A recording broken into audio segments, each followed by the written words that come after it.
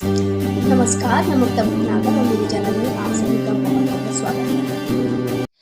तो आज का हमारा टॉपिक है कि जब बच्चों पर या किसी और पर हमें गुस्सा आए तो उसे हम कैसे कंट्रोल करें।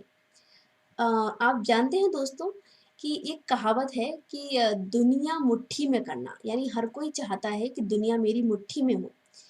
कुछ लोगों के लिए यानी 70% लोगों के लिए ये सिर्फ़ एक लाइन है। बट सच ये है कि दुनिया सच में हमारी मुट्ठी में ही है। यानी गुस्सा जो कंट्रोल करना है वो भी हम अपनी मुट्ठी से ही कर सकते हैं। जब हमें गुस्सा आता है तो आपने कई बार ध्यान दिया होगा कि हमारी मुट्ठी बन जाती है ऐसे, और हमें बहुत तेज गुस्सा आता है।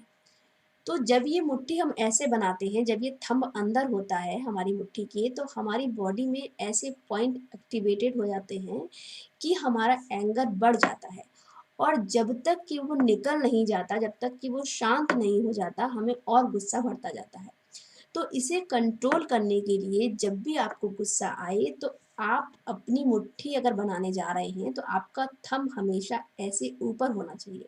अगर ऐसे होगा तो हमारी फिंगर टिप से ऐसे पॉइंट प्रेस होंगे, ऐसे पॉइंट एक्टिवेट होंगे जिनसे कि हमारा गुस्सा कंट्रोल होगा। एक पॉइंट ये हुए।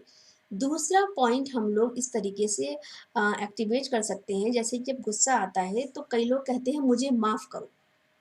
ये ये जब कहते हैं ना मुझे माफ़ करो ज़ोर से हाथ बंद करके, तो ये हमारी जो टिप्स होती हैं, इन पर कुछ ऐसे पॉइंट होते हैं, जब ये आपस में एक-दूसरे को प्रेस करते हैं, तो हमारा गुस्सा कम होता है।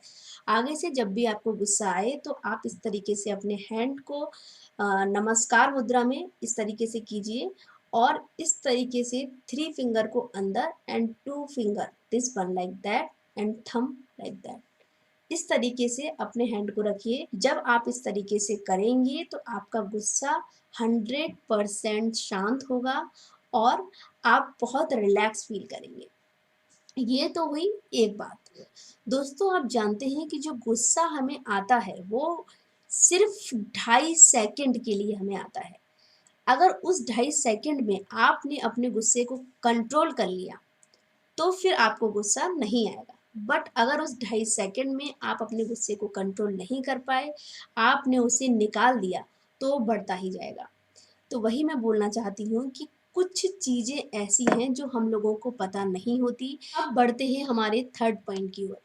जब गुस्सा आए तो आप थोड़ा खुद को शांत रखने की कोशिश कीजिए, कुछ अच्छी चीज़ों को याद कीजिए, ना कि जिस चीज़ से गुस्सा आ रहा है उसे मतलब अपने माइंड को डाइवर्ट करने की कोशिश कीजिए।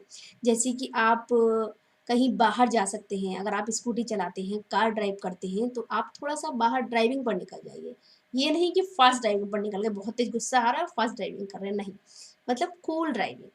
उस पर आप जा सकते हैं, थोड़ा वॉक करने बाहर जा सकते हैं, कोई लाइट म्यूज़िक सुन सकते हैं या जहाँ आपको गुस्सा आ रहा है उस जगह से थोड़ी देर के लिए हट जाइए, एटलीस्ट 2.5 सेकंड के लिए। तो वही मैं बोल रही हूँ कि थोड़ा-सा मैनेज करके चलिए, थोड़ा चीज़ों को समझ कर चलिए।